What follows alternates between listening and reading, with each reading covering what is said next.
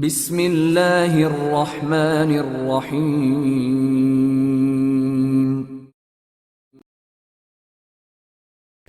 بابا سگ پرست عمران سیریز، مصنف ابن صفی۔ تیسرا باب، مہکتے محافظ۔ وہ خان ولا کی کمپاؤنڈ میں داخل ہوئی، لیکن برآمدے کی طرف بڑھ ہی رہی تھی کہ اندر سے کئی لوگوں کے بولنے کی آوازیں سنائی دی، اور وہ بڑی پھرتی سے ایک درخت کے تنے کی اوٹ میں ہو گئی۔ کچھ لوگ اندر سے برآمدے میں آئے تھے۔ برآمدہ پوری طرح روشن تھا۔ اس نے انہی لوگوں میں خان زرغام کو بھی دیکھا۔ وہ ان لوگوں سے کہہ رہا تھا، تم گاڑیوں میں بیٹھو، میں آ رہا ہوں۔ عامرہ نے کمپاؤنڈ کے باہر دو گاڑیاں کھڑی دیکھی تھیں۔ جب وہ لوگ کمپاؤنڈ سے نکل گئے تو وہ آگے بڑھی۔ خان زرغام دوبارہ اندر جا چکا تھا۔ عامرہ نے ہینڈل گھما کر دروازہ کھولا اور اندر داخل ہو گئی۔ خان زرغام نشست کے کمرے میں ملا۔ فون پر کسی کے نمبر ڈائل کر رہا تھا، لیکن عامرہ پر نظر پڑتے ہی ڈائل پر سے انگلی ہٹا لی اور حیرت سے آنکھیں پھاڑے اسے دیکھتا رہا۔ تم کہیں نہیں جاؤ گے؟ عامرہ نے سرگوشی کی۔ لیکن تم؟ میں یہ رات تمہارے ساتھ بسر کرنا چاہتی ہوں، عامرہ نے کہا۔ خان زرغام کے ہاتھ سے فون کا ریسیور چھوٹ گیا۔ وہ کھلائے ہوئے انداز میں ریسیور اٹھا کر کیڈل پر رکھا تھا۔ وہ آہستہ آہستہ آگے بڑھی اور اس کے قریب جا کر کھڑی ہو گئی۔ خان زرغام کے ہونٹ ہلے تھے، لیکن آواز نہیں نکلی تھی۔ عامرہ نے اس کے بازو پر ہاتھ رکھ دیا۔ تم کہیں نہیں جاؤ گے، عامرہ بولی۔ میری سمجھ میں نہیں آتا۔ یہی بہتر ہے۔ میں بھی اب کچھ نہیں سمجھنا چاہتی، برداشت کی بھی حد ہوتی ہے، عامرہ بولی۔ آخر تم کہنا کیا چاہتی ہو؟ خان زرغام نے کہا۔ کیا تم نہیں جانتے؟ وہ اس کی آنکھوں میں دیکھتی ہوئی بولی۔ میں بابا کے کام سے باہر جا رہا ہوں، خان زرغام بولا۔ کہہ دو کہ تم اچانک بیمار ہو گئے ہو۔ نہیں جا سکتے، وہ فون کی طرف انگلی اٹھا کر بولی۔ لیکن کیوں؟ خان زرغام نے کہا۔ بچوں کی سی باتیں نہ کرو، عامرہ نے کہا۔ اگر انہیں میری جھوٹ کا علم ہو گیا تو؟ خان زرغام بولا۔ نہیں ہو سکے گا، اس کی ذمہ داری میں لیتی ہوں، عامرہ نے کہا۔ کچھ لوگ باہر میرے منتظر ہیں، خان زرغام بولا۔ ان سے کہو کہ وہی وہ کام نپٹائیں۔ اچانک تمہاری طبیعت خراب ہو گئی ہے، تم ان کا ساتھ نہیں دے سکو گے، عامرہ بولی۔ بڑی دشواری میں ڈال دیا تم نے۔ نہ تمہارا کہنا ٹال سکتا ہوں اور نہ ہی، خان زرغام نے کہنا چاہا۔ بس تم وہی کرو گے جو میں کہہ رہی ہوں۔ ریسیور اٹھاؤ اور بابا کو مطلع کرو کہ تم نہیں جا سکتے، وہ ہاتھ اٹھا کر سخت لہجے میں بولی۔ وہ دم بخود کھڑا رہا۔ عامرہ نے ریسیور اٹھایا، نمبر ڈائل کیا اور ریسیور کو زرغام کی طرف بڑھاتے ہوئے کہا، چلو جلدی کرو۔ وہ لرزتے ہوئے ہاتھوں میں ریسیور لے کر ماؤتھ پیس میں بولا۔ میں زرغام ہوں جناب۔ جی ہاں۔ اچانک میری طبیعت خراب ہو گئی ہے۔ جی۔ پیٹ میں اینٹھن۔ جی ہاں۔ تیمور موجود ہے، اس نے اپنے آدمیوں کو بھی بلوا لیا ہے۔ جی بہت بہتر بہتر، میں اس تک آپ کا حکم پہنچائے دیتا ہوں۔ ریسیور کیڈل پر رکھ کر اس نے طویل سانس لی اور عامرہ کی طرف دیکھ کر مسکرایا۔ تمہاری بات رہ گئی، اب صرف تیمور ہی جائے گا، میں اس سے کہہ کر آتا ہوں، اس نے کھوکھلے لہجے میں کہا۔ زرغام باہر چلا گیا اور عامرہ کمرے میں ٹہلتی رہی۔ نہ اس کی آنکھوں میں کی ویرانی کم ہوئی تھی اور نہ ہی چہرے پر کسی قسم کے ہیجان کے آثار ہی پائے جاتے تھے۔ تھوڑی دیر بعد خان زرغام واپس آ گیا۔ اس کا چہرہ کھلا ہوا تھا، آنکھوں کی چمک اود کر آئی تھی۔ مجھے تو ایسا لگ رہا ہے جیسے کوئی خواب دیکھ رہا ہوں، اس نے عامرہ کو بھوکی نظروں سے دیکھتے ہوئے کہا۔ تم خواب نہیں دیکھ رہے، میں اپنی زندگی کی یکسانی سے تنگ آ گئی ہوں۔ شیری کی کاکٹیل کیسی رہے گی؟ جو تم پسند کرو، چلو بار میں بیٹھیں، خان زرغام نے کہا۔ بار میں نہیں بیٹھیں گے، تم خوابگاہ میں چلو، میں کاکٹیل بنا کر وہیں لے آؤں گی، عامرہ نے کہا۔ میں تصور بھی نہیں کر سکتا تھا، خان زرغام بولا۔ میں اندھی تو نہیں ہوں، جذبات سے آری بھی نہ سمجھو، بہت کچھ تمہاری آنکھوں میں پڑتی رہی ہوں، عامرہ نے کہا۔ تب تو مجھے اپنے مقدر پر ناز کرنا چاہیے، خان زرغام بولا۔ باتوں میں وقت ضائع مت کرو، جاؤ، عامرہ نے کہا۔ وہ چلا گیا اور عامرہ اس کے کمرے میں آئی جہاں بار تھی۔ اس نے کاکٹیل کے 2 گلاس تیار کیے اور انہیں ہاتھوں میں لیے ہوئے خوابگاہ میں پہنچ گئی۔ ارے بس 2 ہی گلاس؟ میں تو سمجھا تھا کہ جگ میں بناؤ گی، زرغام نے کہا۔ اس کے نشے میں ڈوب جانے کے بعد میں خود کو محسوس نہ کر سکوں گی، عامرہ نے کہا۔ زرغام نے اس سے گلاس لے کر ایک گھونٹ لیا اور منہ چلا کر بولا، فائن، ابھی بتاؤ کہ تمہیں مجھ پر رحم کیسے آ گیا؟ دراصل اس پتریلے ماحول سے فرار کا ذریعہ صرف تم ہی ہو سکتے تھے، عامرہ نے کہا۔ تو کیا تم؟ زرغام نے کہنا چاہا۔ بس اب کچھ نہیں، اس موضوع پر گفتگو نہیں ہوگی، وہ ہاتھ اٹھا کر بولی۔ عامرہ نے دیکھتے ہی دیکھتے اپنا گلاس خالی کر کے میز پر رکھ دیا اور زرغام کو اس طرح دیکھتی رہی جیسے اس سے بھی یہی چاہتی ہو۔ پھر جیسے ہی زرغام نے اپنا گلاس میز پر رکھا، عامرہ نے خوابگاہ کی روشنی بجھا دی۔ زرغام کی حیرت زدہ سی آواز اندھیرے میں گونج کر رہ گئی تھی۔ غزالہ پر جو کچھ گزری تھی عام حالت میں اس کا تصور تک نہ کر سکتی تھی۔ عمران سے بچھڑنے کے بعد وہ اپنی تقدیر پر شاکر ہو گئی تھی، لیکن یہ بھی ممکن نہیں تھا کہ اس تہہ خانے میں اس کا دم نہ گھٹنے لگتا۔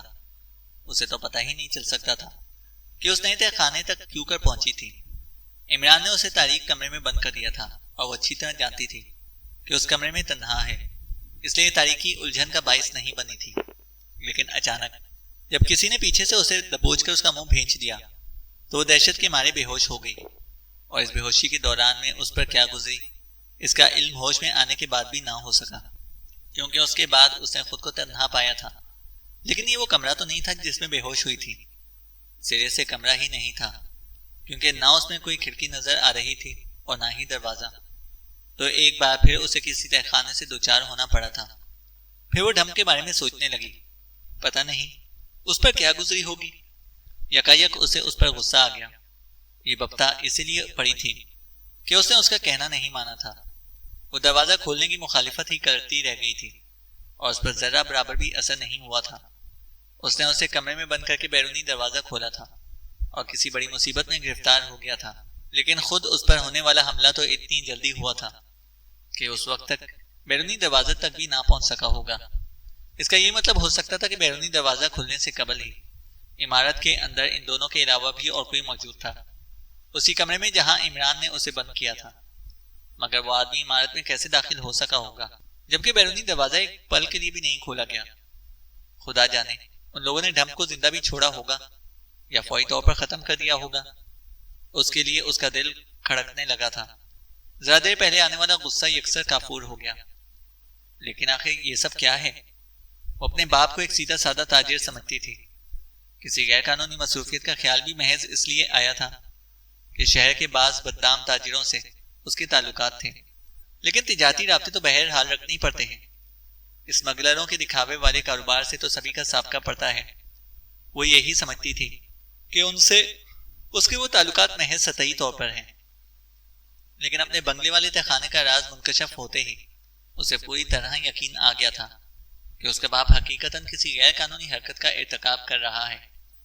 وہ گھنٹوں ایسے ہی حالات میں الجھی رہی تھی۔ یہاں اس تہخانے میں اتنی گھٹن تھی کہ اگر وہ اپنے ذہن کو دوسرے معاملات میں نہ الجھائے تو سچ مچ دم گھٹ جاتا۔ کئی گھنٹوں کے بعد اچانک ایسا لگا جیسے چھت پر ضربیں لگائی جا رہی ہوں۔ وہ اس جگہ سے ہٹ کر دوسرے گوشے میں جا کر کھڑی ہوئی اور پھر اس نے دیکھا کہ اس جگہ سے جہاں ضربیں پڑ رہی تھی کوئی چیز آہستہ سا نیچے آ رہی تھی۔ اوہ، وہ تو لوہے کی سیڑھیاں تھیں۔ فرش پر رکتے ہی ایک آدمی نیچے اترتا دکھائی دیا۔ اس کی شکل صاف نظر نہیں آ رہی تھی۔ غزالہ بیٹی، کیا تم یہاں ہو؟ اس نے اس کی آواز سنی۔ کون ہے؟ وہ خوفزدہ سی آواز میں بولی۔ انکل تیمور۔ وہ سناٹے میں آ گئی۔ اس کے باپ کے دوستوں میں سے تھا یہ تیمور۔ پھر شاید آنے والے کی آنکھیں اندھیرے میں دیکھنے کی عادی ہو گئی تھیں۔ اس نے غزالہ کو دیکھ لیا تھا، سیدھا اسی طرف آیا۔ خدا تم پر رحم کرے میری بچی، اس کے سر پر ہاتھ رکھ کر گلوگیر آواز میں بولا، اور وہ سچ مچ کسی ننھی سی بچی کی طرح رونے لگی۔ یہ بھی نہ سوچ سکی کہ وہ یہاں تک پہنچا کس طرح ہوگا۔ بہرحال تہخانے سے نکلی تھی تو خود کو اسی عمارت میں پایا جہاں اس نے اور عمران نے دن گزارا تھا۔ یہ سب کیا ہو رہا ہے انکل؟ وہ بے بسی سے بولی۔ خدا ہی جانے، ہمارے تو فرشتوں کو بھی علم نہ ہو سکتا۔ اگر بابا کی رہنمائی شامل حال نہ ہوتی، وہ بولا۔ بابا کے نام پر وہ سناٹے میں آ گئی اور سختی سے ہونٹ بھینچ لیے تھے کہ کہیں کوئی اس بات زبان سے نکل ہی نہ جائے۔ اسے ڈھم کی باتیں یاد آ گئی تھیں۔ لیکن وہ کہاں ہے جس کے بارے میں تمہارے باپ نے پولیس کو بتایا تھا؟ تیمور نے سوال کیا۔ میں نہیں جانتی، اس نے کہا اور اپنی روداد دہرانے لگی۔ خدا ہی جانے کے کیا چکر ہے، تیمور نے کہا۔ ڈیڈی کہاں ہے؟ غزالہ نے پوچھا۔ یہ بھی نہ پوچھو میری بچی، تیمور بولا۔ کیوں؟ میں کچھ بھی نہیں جانتا، اس کے بارے میں تمہیں خان زرغام ہی بتائیں گے۔ میں تمہیں پہلے خان ولا ہی میں لے کر جاؤں گا، تیمور نے کہا۔ لیکن بابا نے کیسے رہنمائی کی تھی؟ غزالہ نے پوچھا۔ یہ سب کچھ زرغام ہی سے معلوم ہو سکے گا، کیونکہ اسی نے یہاں کا پتہ دے کر مجھے بھیجا تھا، اور یہ بھی کہا تھا کہ بابا نے اس کے لیے مراقبہ کیا تھا۔ وہ خود بھی آ رہا تھا، لیکن چلتے وقت اس کی طبیعت خراب ہو گئی، تیمور نے کہا۔ میں نے ڈیڈی کے بارے میں پوچھا تھا، غزالہ بولی۔ ان کے بارے میں بھی زرغام ہی بتائے گا، تیمور نے کہا۔ وہ خیریت سے تو ہے نا؟ غزالہ بولی۔ میں کچھ نہیں جانتا بیبی، مجھ سے زرغام نے جو کچھ کہا تھا میں تم سے کہہ رہا ہوں، تیمور بولا۔ ضرور کوئی بات ہے، آپ چھپا رہے ہیں، غزالہ بولی۔ تیمور کچھ نہ بولا، وہ بار بار پوچھتی رہی۔ آخر وہ جھنجھلا کر بولا، خانویلا پہنچنے تک صبر کرو۔ وہ عمارت سے باہر آئے تھے، یہاں دو گاڑیاں کھڑی تھیں۔ ایک گاڑی میں تیمور کے ساتھی بیٹھے تھے اور دوسری میں یہ دونوں۔ تیمور خود ہی ڈرائیو کر رہا تھا اور غزالہ اس کے ساتھ ہی اگلی سیٹ پر بیٹھی تھی، اور پچھلی سیٹ پر ایک بندوق بردار بیٹھا تھا۔ سچ مچ یہ عمارت کسی جنگل میں واقع تھی۔ قریباً آدھا گھنٹے تک جنگل ہی میں چکراتے رہنے کے بعد گاڑیاں پختہ سڑک پر آئیں، پھر 2 گھنٹے شاہدارہ تک پہنچنے میں صرف ہوئے۔ گاڑیاں سیدھی خانویلا کی طرف چلی گئیں۔ غزالہ اور تیمور کمپاؤنڈ کے پھاٹک پر اتر گئے۔ پھاٹک کھلا ہوا ہی ملا، پھر وہ گاڑیاں وہاں سے چلی گئیں جس میں تیمور کے ساتھی تھے۔ خدا کرے وہ مجھے کوئی بری خبر نہ سنائے، غزالہ کپ کپاتی ہوئی آواز میں بولی۔ پھر انہوں نے خاموشی سے کمپاؤنڈ طے کی۔ برآمدے میں پہنچے، صدر دروازہ مقفل نہیں تھا۔ وہ اندر داخل ہوئے، سارے کمرے روشن نظر آ رہے تھے۔ تیمور خان زرغام کو آوازیں دیتا پھر رہا تھا اور غزالہ کے قدم لڑکھڑا رہے تھے۔ عجیب سا خوف اس کے ذہن پر مسلط تھا۔ ساری تیزی اور تداری رخصت ہو گئی تھی۔ ایسا محسوس ہو رہا تھا جیسے گردن میں پڑی ہوئی زنجیر کا دوسرا سرا کسی اور کے ہاتھ میں ہو اور وہ غیر ارادی طور پر گھسٹتی چلی جا رہی ہو۔ تیمور بالآخر خوابگاہ کے سامنے رکا، پہلے آوازیں دی اور پھر ہینڈل گھما کر دروازہ کھولا۔ یہاں بھی روشنی پھیلی ہوئی تھی۔ خان زرغام بستر پر چت پڑا ہوا نظر آیا، چہرے پر کرب کے آثار منجمد ہو گئے تھے۔ تیمور نے پھر اسے آوازیں دی، لیکن اس نے جنبش بھی نہ کی۔ غزالہ کا دل شدت سے دھڑک رہا تھا، وہ خوفزدہ نظروں سے اس کی طرف دیکھتی رہی۔ تیمور اسے جھنجھوڑ کر جگانے کے لیے آگے بڑھا اور پھر چیخ مار کر پیچھے ہٹ آیا۔ کیا ہے؟ غزالہ اس کے بازو سے چمٹتی ہوئی ہکلائی۔ وہ مر گیا۔ نہیں، غزالہ کے منہ سے نکلا۔ یقین کرو وہ زندہ نہیں ہے، میرے خدا یہ کیا ہو گیا؟ کہتا ہوا وہ پھر آگے بڑھا۔ سائڈ ٹیبل پر ایک گلاس رکھا ہوا تھا جس میں تھوڑی سی شراب باقی تھی، اور گلاس کے قریب ایک لفافہ نظر آیا جس پر بڑے بڑے حروف میں غزالہ کا نام لکھا ہوا تھا۔ تیمور اس کی طرف مڑ کر بولا، قریب آؤ۔ کیوں؟ غزالہ نے کہا۔ تمہارے نام ایک خط ہے، شاید مرنے سے قبل۔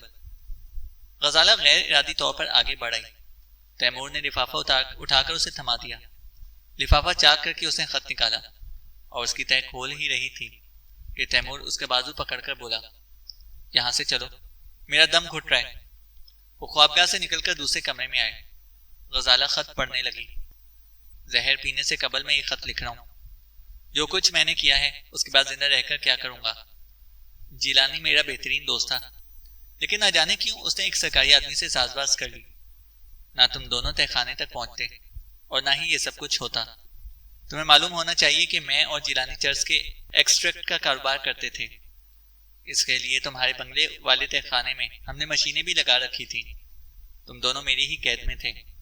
میں اس آدمی کے بارے میں چھان بین کرنا چاہتا تھا، لیکن وہ فرار ہو گیا، تہ خانے کے راز سے واقف ہو گیا تھا۔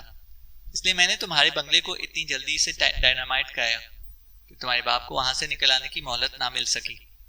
یہ بعد میں معلوم ہوا کہ وہ اندر ہی تھا۔ میں سمجھا تھا شاید بنگلہ بالکل خالی ہے۔ بہرحال اب میں بھی خودکشی کر رہا ہوں۔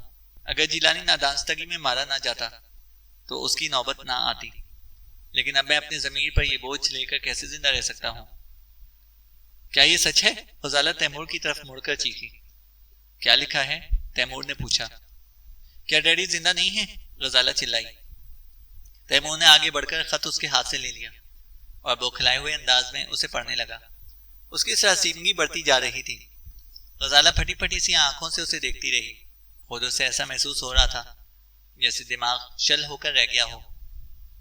میں چرس ورس اور اس سارے معاملے کے بارے میں کچھ بھی نہیں جانتا، بالآخر تیمور کپ کپاتی ہوئی آواز میں بولا۔ کیا یہ سچ ہے کہ ڈیڈی زندہ نہیں ہے؟ غزالہ نے پوچھا۔ ہاں، میں خود تمہیں نہیں بتانا چاہتا تھا، اور یہ بھی نہیں جانتا تھا کہ یہ خود زرغام ہی کی حرکت تھی۔ ایک زوردار دھماکہ پورے شہر میں گونجا تھا اور تمہارا بنگلہ ڈھیر ہو گیا تھا۔ خدا جانے یہ سب کیا ہو رہا ہے۔ میں تو جا رہا ہوں یہاں سے، ورنہ پولیس کے چکر میں کون پڑے گا؟ تم جانو اور زرغام جانے۔ تیمور نے کہا۔ ٹھہریے، آپ نے اس بابا کا نام لیا تھا؟ وہ سخت لہجے میں بولی۔ زرغام نے یہی کہا تھا، میں کسی بابا کو نہیں جانتا، میں جا رہا ہوں۔ تیمور دروازے کی طرف مڑا تھا اور پھر اچھل کر کمرے کے وسط میں آ گرا۔ غزالہ بوکھلا کر دور ہٹتی چلی گئی، اور پھر اس کے حلق سے ایک بے ساختہ قسم کی چیخ نکلی، کیونکہ تیمور کی پیشانی سے خون کا فوارہ چھوٹ رہا تھا۔ یقیناً گولی لگی تھی، لیکن اسے گولی چلنے والی آواز نہیں سنی تھی۔ فوراً ہی سائلنسر لگے ہوئے پستول کا خیال آیا، اور وہ جہاں تھی وہیں سمٹتی کھڑی رہ گئی۔ کیا وہ خود بھی نشانہ بننے والی ہے؟ ٹھنڈا ٹھنڈا پسینہ سارے جسم سے پھوٹتا رہا۔ ایسا محسوس ہو رہا تھا کہ جہاں کھڑی ہے وہاں سے ہل بھی نہ سکے گی۔ تیمور ساکت ہو گیا، آنکھیں پھاڑے اسے دیکھتی رہی۔ پھر کچھ دیر بعد اسے احساس ہوا تھا کہ وہ کن حالات میں گھر کر رہ گئی ہے۔ اسے بھی اب یہاں ٹھہرنا نہیں چاہیے تھا۔ فرش سے زرغام کا خط اٹھایا اور اس کمرے سے نکل آئی، لیکن خط سمجھ میں نہیں آ رہا تھا کہ اب کیا کرے اور کہاں جائے۔ پھر خیال آیا کہ کیوں نہ اس خط سمیت پولیس اسٹیشن پہنچ جائے اور اپنی رودات سنا دے۔ اگر ٹھم سچ مچ کا سرکاری آدمی تھا تو اسے اپنے بیان کی صداقت منوا لینے میں کوئی دشواری نہ ہوگی۔ وہ آگے بڑھتی رہی، صدر دروازے کی طرف جا رہی تھی۔ راہداری میں اس نے سیاہ رنگ کا ایک پستول پڑا دیکھا، جس کی نال پر سائلنسر لگا ہوا تھا۔ وہ غیر ارادی طور پر اسے اٹھانے کے لیے جھکی ہی تھی کہ عقب سے آواز آئی، اسے ہاتھ مت لگائیے۔ وہ اچھل پڑی، بولنے والا قریب پہنچ چکا تھا۔ تیزی سے اس کی طرف مڑی۔ عجیب شکل کا آدمی تھا، بڑے بڑے دانت چھپر کی طرح نچلے ہونٹ پر چھائے ہوئے تھے۔ آلے قتل پر آپ کی انگلیوں کے نشانات پڑ جائیں گے، جبکہ آپ نے قتل نہیں کیا، آنے والا بولا۔ آپ کون ہیں؟ غزالہ نے پوچھا۔ خاموشی سے نکل چلیے، اجنبی نے کہا۔ آپ یہاں کیا کر رہے ہیں؟ غزالہ بولی۔ آپ کی حفاظت، جلدی کیجیے، اگر پولیس پہنچی تو آپ اپنی بے گناہی ثابت نہیں کر سکیں گی، اجنبی نے کہا۔ چلو، اب میں کسی سے بھی نہیں ڈرتی، مجھے اس کی بھی پرواہ نہیں ہے کہ تم کون ہو اور مجھے کہاں لے کر جاؤ گے، غزالہ نے کہا۔ میں دشمن نہیں ہوں، مطمئن رہیے، اجنبی بولا۔ وہ کمپاؤنڈ میں پہنچے تھے اور اس آدمی نے کہا، تھوڑی دیر میں صبح ہو جائے گی۔ تو پھر وہ چلتے چلتے رک کر بولی، اس سے پہلے آپ کو کسی محفوظ مقام پر پہنچ جانا چاہیے، اجنبی بولا۔ اگر تم میرے ہمدرد ہو تو مجھے پولیس اسٹیشن لے چلو، غزالہ بولی۔ وہ کس لیے؟ اجنبی نے پوچھا۔ خان ولا میں ایک آدمی نے خودکشی کر لی ہے اور دوسرا مارا گیا ہے، غزالہ بولی۔ انہیں جہنم میں جھونکیے، اپنی فکر کیجیے، اجنبی بولا۔ وہ کمپاؤنڈ سے باہر آ گئے تھے۔ آپ کو کیسے معلوم ہوا کہ دوسرے آدمی نے خودکشی کی تھی؟ اجنبی نے سوال کیا۔ اس کا خط ہے میرے پاس، غزالہ بولی۔ اوہ، تو اسی لیے آپ پولیس اسٹیشن جانا چاہتی ہیں؟ اجنبی نے پوچھا۔ لیکن تم میرے ساتھ نہیں جانا چاہتے، کیونکہ کوئی ایسی بات نہ کہہ دیجیے گا کہ مجھے آپ کا گلا ہی دبانا پڑے، غزالہ بولی۔ مجھے اب کسی بات کی بھی پرواہ نہیں ہے، غزالہ نے کہا۔ تو آپ جانتی ہیں کہ آپ پر کیا گزر چکی ہے؟ تم آخر ہو کون؟ غزالہ بولی۔ اگر دوسرے آدمی کا قاتل نہیں ہوں تو آپ کا ہمدرد ہی ہوں گا، اجنبی نے کہا۔ تمہارے علاوہ تو اور کوئی بھی نہیں تھا اندر، غزالہ بولی۔ میرے پہنچنے سے قبل ضرور تھا کوئی، اجنبی بولا۔ تم بتاتے کیوں نہیں کہ کون ہو؟ غزالہ بولی۔ بتا دوں گا۔ کیا آپ سائیکل کے ڈنڈے پر بیٹھ سکیں گی؟ کیونکہ اس پر کیریئر نہیں ہے، اجنبی نے کہا۔ یہاں اندھیرا تھا اور وہ اس کی شکل کو نہیں دیکھ سکتی تھی، لیکن اس بار اس کی آواز کچھ بدلی ہوئی سی محسوس ہوئی تھی۔ آپ نے میری بات کا جواب نہیں دیا۔ ہاں، میں بیٹھ سکوں گی، کہاں ہے سائیکل؟ غزالہ بولی۔ چلیے، کچھ دور پیدل چلنا پڑے گا، اجنبی بولا۔ ابھی تمہاری آواز مجھے کچھ جانی پہچانی سی لگی تھی، غزالہ نے کہا۔ دانتوں کی وجہ سے کسی مرحلے پر چوک ہو گئی ہوگی، اجنبی بولا۔ کیا مطلب؟ وہ چلتے چلتے رک گئی۔ دانت مصنوعی ہیں اور بھاگ دوڑ میں کسی قدر ڈھیلے بھی پڑ گئے ہیں۔ لیجیے، اب انہیں نکالے دیتا ہوں، اجنبی بولا۔ تم؟ غزالہ بولی۔ نام لینے کی ضرورت نہیں، اس نے کہا، اور اس بار اس نے اس کی آواز بھی پہچان لی۔ خدایا، غزالہ کے قدم لڑکھڑانے لگے۔ دیکھیے، خود کو سنبھالیے، اس لیے میں اپنی جگہ پہنچے بغیر خود کو ظاہر نہیں کرنا چاہتا تھا۔ لیکن غزالہ پھوٹ پڑی، بلبلا کر روئی۔ وہ خاموش کھڑا رہا۔ ویسے غزالہ خود پر قابو پانے کی کوشش بھی کر رہی تھی، لیکن ہچکیاں تھی کہ رکنے کا نام ہی نہیں لیتی تھی۔ وہ اس کی طرف سے توجہ ہٹا کر ادھر ادھر اندھیرے میں آنکھیں پھاڑنے لگا، کسی شکاری کتے کی طرح چوکنا تھا۔ چلو، میں بہت تھک گئی ہوں، اس طرح سو جانا چاہتی ہوں کہ پھر کبھی جاگنا نہ پڑے، غزالہ بھررائی ہوئی آواز میں بولی۔ کچھ دور چلنے کے بعد وہ ایک جگہ رکا تھا اور زمین پر پڑی ہوئی سائیکل اٹھائی۔ تو مجھے وہاں چھوڑ کر نکل بھاگے تھے؟ وہ ہینڈل پر زور دے کر سائیکل پر بیٹھتی ہوئی بولی۔ ابھی کچھ نہ کہیے، اپنی مرضی سے آپ کو تنہا نہیں چھوڑا تھا، اجنبی نے کہا۔ وہ سیٹ پر بیٹھ گیا اور سائیکل چل پڑی۔ بڑی تیزی سے پیڈلنگ شروع کر دی تھی۔ آخر جانا کہاں ہے؟ غزالہ نے کہا۔ زیادہ دور نہیں، اجنبی بولا۔ کیا ڈیڈی کی لاش مل گئی ہے؟ جی نہیں، ملبہ ہٹانا آسان کام نہیں ہے، کم از کم 2-3 دن لگیں گے، اجنبی بولا۔ ہو سکتا ہے ڈیڈی اس وقت بنگلے میں نہ رہے ہوں، غزالہ نے کہا۔ وہ کچھ نہ بولا، یکساں رفتار سے پیڈلنگ کیے جا رہا تھا اور غزالہ پر بے حسی سی طاری ہوتی جا رہی تھی۔ اس نے بھی اس طرح خاموشی اختیار کر لی جیسے اس کا اٹھایا ہوا سوال سرے سے لایانی ہو۔ تھوڑی دیر بعد اس نے بریک لگا کر دونوں پیر زمین پر ٹکا دیے اور غزالہ سے اترنے کو کہا۔ قریبی ایک چھوٹی سی عمارت نظر آئی جو تاریکی میں ڈوبی ہوئی تھی۔ غزالہ سائیکل سے اتری تھی، لیکن وہ سیٹ پر اسی طرح بیٹھا رہا۔ ذرا دیکھیے، کوئی ہمارے تعاقب میں تو نہیں ہے؟ اس نے غزالہ سے کہا۔ مجھے تو دکھائی نہیں دیا، پتہ نہیں کہاں لے آئے ہو، کتنی تاریکی ہے، غزالہ بولی۔ آئیے، وہ سائیکل سے اتر کر عمارت کی طرف بڑھتا ہوا بولا۔ اندر پہنچ کر اس نے ماچس جلائی اور ایک کیروسین لیمپ روشن کر دیا۔ کمرے میں ایک چارپائی پڑی تھی اور 3 عدد سال خوردہ کرسیاں نظر آ رہی تھی۔ بیٹھ جائیے، وہ اس کے لیے کرسی کھسکاتا ہوا بولا۔ اب اتنے احترام سے پیش نہ آؤ، وہ گلوگیر آواز میں بولی۔ آپ ہر حال میں قابل احترام رہیں گی کیونکہ آپ کو غیر قانونی حرکات سے نفرت ہے، اجنبی نے کہا۔ بہت برا داغ لگا ہے ڈیڈی کی شہرت کو، شہر میں ان کی عزت تھی، غزالہ نے کہا۔ آپ خان ولا کس طرح پہنچی تھیں؟ اجنبی، جو کہ عمران تھا، اس نے پوچھا۔ اس نے اٹک اٹک کر اپنی کہانی دہرائی اور خان زرغام کا خط اس کے ہاتھ پر رکھ دیا۔ پھر جب وہ خط پڑھ رہا تھا تو غزالہ بولی، خدا کے لیے اب تو ان کریح دانتوں کو نکال دو۔ اوہ، یہ تو بھول ہی گیا تھا، اس نے کہا، مصنوعی دانتوں کو نکال کر جیب میں ڈال لیا۔ خط پڑھ چکنے کے بعد طویل سانس لے کر بولا، یہ خط بکواس ہے، اسے خودکشی ہرگز نہیں کی، ورنہ اس جھوٹ کے تو مار کی کیا ضرورت تھی؟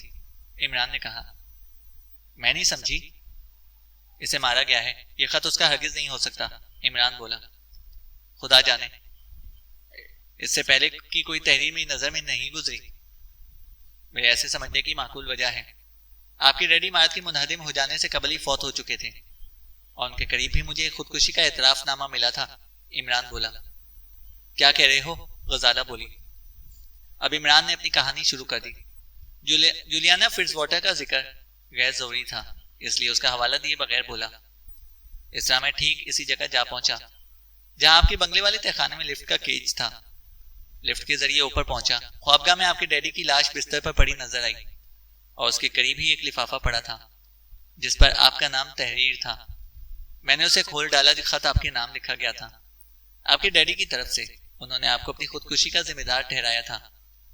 عمران نے کہا۔ نہیں، وہ چیخ کر کھڑی ہو گئی۔ بیٹھ جائیے، پوری بات سن لیجیے۔ انہیں اس کا علم تو نہیں تھا کہ ہم پر کیا گزری تھی، وہ سمجھے تھے شاید آپ میرے ساتھ فرار ہو گئی ہیں۔ عمران نے کہا، خداوند، میں زندہ کیوں ہوں؟ وہ سینے پر 2 ہتھڑ چلا کر بلبلا اٹھی۔ خود کو قابو میں رکھیے، آپ کو دلیرانہ مقابلہ کرنا ہے، انہیں جہنم رسید کرنا ہے جو اس حادثے کے ذمہ دار ہیں۔ آپ ہی اس کی بھی تصدیق کریں گی، انہوں نے بھی خودکشی کی تھی یا مارے گئے تھے؟ میں کس طرح تصدیق کروں گی؟ غزالہ بولی۔ خط میرے پاس موجود ہے، میں نے اسے وہاں نہیں چھوڑا تھا۔ اگر میں فرار نہ ہو گیا ہوتا تو وہ آپ کے بنگلے کو کبھی منہدم نہ کرتے، لاش پولیس کے ہاتھ لگتی، خودکشی کا کیس بنتا اور پولیس ہماری تلاش اور زیادہ شدومت سے شروع کر دیتی، پھر ہم دونوں ہی ختم کر دیے جاتے اور بات بھی وہیں ختم ہو جاتی، عمران نے کہا۔ لاؤ، مجھے دکھاؤ، کہاں ہے وہ خط؟ وہ مضطربانہ انداز میں بولی۔ عمران نے کوٹ کی اندرونی جیب سے لفافہ نکال کر اس کی طرف بڑھاتے ہوئے کہا، خان زرغام والے خط میں یہ بالکل درست لکھا گیا ہے، کہ بنگلے والے تہخانے میں کسی قسم کی مشینیں موجود تھیں؟ عمران بولا۔ غزالہ نے بڑی بے صبری سے خط کی تہ کھولی تھی، اسے پڑھتی ہوئی روتی رہی۔ میں نے کہا تھا کہ خود پر قابو پانے کی کوشش کیجیے، عمران مغموم لہجے میں بولا۔ یہ ڈیڈی کی تحریر ہرگز نہیں ہے، کسی نے انہی کے سے انداز میں لکھنے کی کوشش کی ہے، غزالہ نے کہا۔ چلیے، یہ بھی بات بھی طے ہو گئی کہ انہوں نے بھی خودکشی نہیں کی تھی، زرغام بھی کسی دوسرے کے ہاتھوں ہی مرا ہے، اور تیمور تو آپ کے سامنے ہی مرا تھا، عمران بولا۔ اور یہ بات بھی حقیقت ہے کہ میں آپ کے ڈیڈی کے پیچھے نہیں تھا، انہوں نے خود ہی مجھ سے معاملہ کیا تھا۔ اگر اس پلیا کے نیچے کوئی حاملہ کتیا نہ ہوتی تو ادھر کا رخ ہی نہ کرتا، عمران نے کہا۔ یہ بات میرے حلق سے نہیں اترتی، غزالہ نے کہا۔ مجھے افسوس ہے کہ اس معاملے پر مزید روشنی نہیں ڈال سکوں گا، بہرحال آپ کو یہ نہ بھولنا چاہیے کہ اس کے بچوں کو کچھ نامعلوم آدمی اٹھا کر لے گئے تھے اور اسے گولی مار دی گئی تھی۔ کیا آپ کو یہ واقعہ حیرت انگیز معلوم نہیں ہوتا؟ عمران نے کہا۔ کیوں نہیں؟ غزالہ بولی۔ بس تو پھر یقین کیجئے کہ میں آپ کے ڈیڈی کی ٹوہ میں نہیں تھا، وہ خود ہی میری ٹوہ میں پڑ کر اپنوں کے ہاتھوں ہی مارے گئے ہیں، عمران بولا۔ تم اس وقت سیدھے خان ولا کیسے آ پہنچے تھے؟ غزالہ نے پوچھا۔ اس کا تصور ہی نہیں کر سکتا تھا کہ وہاں آپ سے ملاقات ہو جائے گی۔ خان ولا کا تعلق ایک دوسرے معاملے سے تھا، لیکن کیا کیا جائے کہ یہ ساری کڑیاں ایک ہی سلسلے کی ثابت ہو رہی ہیں، عمران بولا۔ اور اصل معاملہ کیا ہے؟ غزالہ نے کہا۔ میں پھر عرض کروں گا کہ اس معاملے پر پردہ پوشی بھی میرے فرائض میں شامل ہے، عمران بولا۔ خیر، میں مجبور نہیں کروں گی، لیکن ایک بات میری سمجھ میں نہیں آئی، آخر میری رہائی کو اس طرح ڈرامہ کیوں بنایا گیا تھا؟ غزالہ نے کہا۔ بڑا مناسب لفظ استعمال کیا ہے آپ نے، ڈرامہ۔ بے شک یہ ڈرامہ ہی تھا۔ اچھا یہ بتائیے کہ اگر میں اتفاقاً وہاں نہ پہنچ جاتا تو آپ کیا کرتی؟ عمران نے کہا۔ سیدھی پولیس اسٹیشن جاتی، غزالہ بولی۔ ٹھیک، وہ آدمی یعنی اس گروہ کا سربراہ یہی چاہتا تھا، مقصد پولیس کو غلط راہ پر ڈالنا تھا۔ آپ کے بنگلے والے حادثے کا معمہ خان زرغام کے خط سے حل ہو جاتا، عمران نے کہا۔ لیکن پھر تیمور کا قتل؟ غزالہ نے پوچھا۔ پہلے میں کچھ اور سمجھا تھا، لیکن اب کچھ اور سوچ رہا ہوں۔ وہ پستول آپ کو یاد ہے جو راہداری میں پڑا ہوا تھا؟ عمران نے کہا۔ تم نے عین وقت پر ٹوک دیا، ورنہ شاید بے خیالی میں اسے ضرور اٹھا لیتی، غزالہ نے کہا۔ میں پہلے یہی سمجھا تھا کہ وہ وہاں اسی لیے ڈالا گیا ہوگا کہ اس پر آپ کی انگلیوں کے نشانات پائے جائیں، عمران نے کہا۔ پھر اس کا مقصد کیا تھا؟ قاتل اسے وہاں کیوں پھینک گیا تھا؟ بآسانی ساتھی لے جا سکتا تھا، غزالہ نے کہا۔ میری دانست میں یہ پستول جس کا بھی ہے وہ پولیس کے ہاتھ نہ آ سکے گا۔ پولیس پستول کی وساطت سے اس کے مالک کا ضرور پتہ لگا لے گی، لیکن مالک اس کے ہاتھ نہ لگ سکے گا، عمران نے کہا۔ میں سمجھی نہیں، غزالہ بولی۔ پولیس اسے زمین پر تلاش کر رہی ہوگی اور وہ زمین کے نیچے ہوگا، اسے مار کر دفن کر دیا جائے گا، عمران نے قدرے توقف سے کہا۔ خدا کی پناہ، غزالہ بولی۔ یہ جرائم پیشہ لوگوں کی گروہی سیاست کہلاتی ہے۔ اگر گروہ کا کوئی شخص پولیس کی نظر میں آ جائے تو پھر اس کا وجود پورے گروہ کی سلامتی کو خطرے میں ڈالنے کی وجہ بن جاتا ہے، لہذا قبل اس کے کہ پولیس اس کی وساطت سے آگے بڑھنے کی کوشش کرے اسے ختم ہی کر دیا جاتا ہے، عمران نے کہا۔ تو یہ 3 جانیں اس لیے ضائع ہوئی، غزالہ نے کہا، اور چوتھا آدمی یعنی پستول کا مالک ان معاملات پر روشنی ڈالنے کے لیے پولیس کو کبھی بھی نہ مل سکے گا، عمران بولا۔ گویا 4 قتل؟ جی ہاں، چوتھا اور فی الحال ان کی دانست میں آخری قتل۔ پولیس چوتھے آدمی کو تلاش ہی کرتی رہ جائے گی، عمران نے کہا۔ لیکن اب میں کیا کروں؟ غزالہ بولی۔ میری سمجھ میں نہیں آتا کہ آپ کے لیے کیا کروں، عمران بولا۔ تو تم کرسچن نہیں ہو؟ غزالہ نے کہا۔ میرے ساتھ پشتوں میں بھی کوئی نہ رہا ہوگا، عمران نے کہا، اور وہ طویل سانس لے کر رہ گئی۔ کیا آپ اپنی اور تیمور کی گفتگو ایک بار پھر دہرائیں گی؟ عمران نے کہا۔ کوشش کروں گی، ویسے خان زرغام کا خط پڑھنے کے بعد سے پوری طرح ہوش میں نہیں رہی تھی، غزالہ نے کہا۔ اسے ذہن پر زور دے کر اپنی اور تیمور کی گفتگو دہرا دی۔ عمران گہری سوچ میں ڈوبا ہوا تھا اور کبھی کبھی سر بھی ہلا دیتا تھا۔ تو یہ بابا صاحب کشف بھی ہے، دیکھو میری نشاندہی کب کرتا ہے، وہ اس کے خاموش ہونے پر بولا۔ مجھے اچھی طرح یاد ہے کہ تیمور بابا کے ذکر پر حواس باختہ ہو جاتا تھا، اور آخر میں اس نے کہا تھا کہ وہ کسی بابا کو نہیں جانتا، اس کے بارے میں بھی اسے خان زرغام ہی سے معلوم ہوا تھا، غزالہ نے کہا۔ عمران کچھ نہ بولا۔ غزالہ تھوڑی دیر خاموش رہ کر بولی، سوال تو یہ ہے کہ اب میں کیا کروں؟ کوئی قریبی عزیز یہاں موجود ہے؟ عمران نے سوال کیا۔ ہاں، میری خالہ شاہدارہ میں ہی رہتی ہے، غزالہ نے کہا۔ لیکن ان کے پاس جانے سے قبل آپ کو پولیس اسٹیشن جانا ہوگا، اس خط سمیت، اور یہ بھی بتانا پڑے گا کہ تیمور کی آپ کی موجودگی ہی میں مارا گیا ہے۔ آپ خان ولا سے نکل کر کسی نہ کسی طرح پولیس اسٹیشن تک پہنچی ہیں، عمران نے کہا۔ اپنی گمشدگی کے بارے میں پولیس کو کیا بتاؤں گی؟ اور پھر سب سے پہلے وہ تمہارے متعلق پوچھیں گے، کیونکہ تیمور کے بیان کے مطابق ڈیڈی نے میری اور تمہاری گمشدگی کی رپورٹ درج کرائی تھی۔ اگر انہوں نے پوچھا تو میں کیا بتاؤں گی؟ غزالہ نے کہا۔ میں آپ کو سمجھانے کی کوشش کر رہا ہوں کہ کن حالات میں کیا ہوا۔ اگر زرغام کی تحریر جعلی ثابت ہوئی تو آپ کس پوزیشن میں ہوں گی؟ تیمور بھی آپ کے بیان کی تصدیق کرنے کے لیے زندہ نہیں رہا، عمران نے کہا۔ اوہ، اس پر تو میں نے دھیان ہی نہیں دیا، غزالہ نے کہا۔ لہذا اس مشکوک خط کے ساتھ پولیس سے رابطہ قائم کرنا، پریشانیوں کو دعوت دینا ہوگا، عمران نے کہا۔ لیکن تم سرکاری آدمی ہو، غزالہ نے کہا۔ محترمہ، عام آدمی نہیں جانتا کہ بعض محکمے ایسے ہیں جن کی کارکردگی کا کسی کو بھی علم نہیں ہونے پاتا۔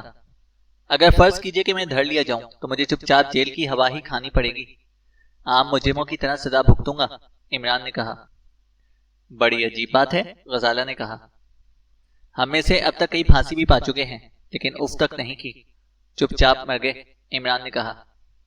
میں یقین نہیں کر سکتی، غزالہ بولی۔ بروز حشر یقین دلا سکوں گا، عمران بولا۔ تو پھر مجھے یہ سب کچھ کیوں بتا رہے ہیں؟ غزالہ نے کہا۔ کسی نہ کسی طرح آپ کو اقدامات سے باز رکھنا جن کی بنا پر نہ صرف آپ مزید دشواریوں میں پڑ جائیں گی بلکہ ہمارا کھیل بھی بگڑ جائے گا، عمران نے کہا۔ لیکن پھر میں کیا کروں، کہاں جاؤں؟ غزالہ بولی۔ جب تک بہتری کی کوئی صورت نہ نکلے میرے ہی ساتھ قیام فرمائیے، عمران نے کہا۔ تم خود بھاگے بھاگے پھر رہے ہو، میں قیام کہاں کروں گی؟ غزالہ نے کہا۔ صبح ہونے دیجئے، صبح سب ٹھیک ہو جائے گا۔ اگر آپ فوراً ہی سو جانا چاہتی ہوں تو آرام کیجئے، دوسری باتیں پھر ہو جائیں گی، عمران نے کہا۔ اب نیند نہیں آئے گی، جنگل والی عمارت کے تہخانے کو یاد کر کے رونگٹے کھڑے ہو گئے ہیں۔ ہر چند کے وہاں کھانے پینے کی چیزیں بھی موجود تھیں لیکن ایک نوالا بھی حلق سے نہیں اتار سکی تھی۔ کیسی دہشت انگیز تنہائی تھی، لیکن بڑی عجیب بات تھی کہ ان صندوق نما کمرے میں نہ کوئی دروازہ تھا، نہ کوئی کھڑکی، اور نہ ہی روشن دان۔ اس کے باوجود بھی کہیں سے اتنی روشنی ہر وقت آتی رہتی تھی کہ سب کچھ دکھائی دے سکتا تھا، غزالہ نے کہا۔ خاصے ذہین اور سائنٹیفک طور پر کام کرنے والے لوگ معلوم ہوتے ہیں، عمران نے کہا۔ اور ڈیڈی ان کے ساتھی تھے، وہ گلوگیر آواز میں بولی۔ میرا خیال ہے کہ وہ کسی وجہ سے ان لوگوں کے دباؤ میں تھے، اپنی خوشی سے ان کے شریک کار نہیں بنے تھے، وہ سچ مچ ان سے خائف تھے اور اپنی گلو خلاصی کے خواہاں بھی تھے، عمران نے کہا۔ مجھے بھی یقین نہیں آتا، غزالہ بولی۔ اس بنا پر میں نہیں چاہتا آپ پولیس تک جائیں اور وہ اس خط کے ذریعے سے اس معاملے کو دیکھنا شروع کر دیں۔ ویسے ایک بات تو بتائیے کہ زرغام اور تیمور کے علاوہ اور کن متمول آدمیوں سے ان کے مراسم تھے، عمران نے پوچھا۔ بہت دیروں کو تو میں نے دیکھا بھی نہیں، وہ بہت سوشل آدمی تھے، ہر طبقے میں ان کے دوست تھے، غزالہ نے کہا۔ زرغام اور تیمور کو ذہن میں رکھ کر مزید 3 ایسے ہی آدمیوں کو تلاش کیجیے، عمران نے کہا۔ 3 ہی کیوں؟ غزالہ نے پوچھا۔ نقاب پوش 5 تھے، اور ہاں، پہلی بار جب مجھ پر سر بازار خوشبو کا حملہ ہوا اور میں بے ہوش ہو گیا تھا تو دوبارہ آنکھ بنگلے والے تہخانے میں کھلی تھی، اور یہ بات کی تجربے سے ثابت ہوا تھا، عمران نے کہا۔ خدا کی پناہ، غزالہ نے کہا۔ جی ہاں، دوسری بار بھی یہ 5 ہی تھے، عمران بولا۔ تو پھر کہیں ان میں ڈیڈی بھی نہ رہے ہوں، غزالہ نے کہا۔ دوسری بار تو ناممکن ہے کیونکہ تہخانے سے نکل کر میں نے ان کی لاش دیکھی تھی اور موت واقع ہوئے کئی گھنٹے گزر چکے تھے، عمران نے کہا۔ بہت قریب کے لوگوں کے 5 یا 6 نام دے سکوں گی، غزالہ نے کہا۔ عمران نے نام نوٹ کیے تھے اور اٹھتا ہوا بولا، بس تھوڑی دیر آپ اس گھٹن میں گزاریں، آج ہی قیام کے لیے کسی بہتر جگہ کا انتظام ہو جائے گا اور ہم پورے شہر میں گھومتے بھی پھریں گے، عمران نے کہا۔ وہ کس طرح؟ غزالہ نے پوچھا۔ بس آپ کی شکل میں تھوڑی سی تبدیلی کرنی پڑے گی، آپ بآسانی ایک یوریشین لڑکی بن جائیں گی، عمران نے کہا۔ اور تم وہی دانت لگا لو گے؟ وہ کراہت ظاہر کرتی ہوئی بولی۔ وہ تو ریڈی میڈ میک اپ تھا، آپ کہیں گی تو تھوڑا سا گلفام بھی بن جاؤں گا، عمران بولا۔ اچھا، ایک بات تو بتاؤ، جب تم میک اپ کے ایسے ہی ماہر ہو تو پھر اس طرح کھل کر کیوں سامنے آئے تھے؟ کہ خود مجرم ہی تمہارے پیچھے پڑ گئے؟ غزالہ نے کہا، کبھی کبھی نامعلوم مجرموں کو سامنے لانے کے لیے ایسا بھی کرنا پڑتا ہے۔ ایک جرم ہو رہا تھا اور مجرم پردہ راز میں تھے، لہٰذا انہیں اپنی طرف متوجہ کرنے کے لیے کتیا کے بچوں کا والد بزرگوار بننا پڑا تھا۔ لیکن خدا شاہد ہے، میں نہیں جانتا تھا کہ آپ کے ڈیڈی ہی سب سے پہلے متوجہ ہوں گے، عمران نے کہا۔ مت کرو ان کا ذکر، دم گھٹنے لگتا ہے، غزالہ نے کہا۔ اچھا، اب کچھ دیر آرام کیجیے، عمران بولا۔ تم کہاں جاؤ گے؟ غزالہ نے پوچھا۔ دوسرے کمرے میں، عمران کہتا ہوا اٹھ کھڑا ہوا۔ چینل کو سبسکرائب کریں اور بیل آئیکن کو پریس کریں تاکہ ہماری ہر اپڈیٹ آپ کو بر وقت مل سکے۔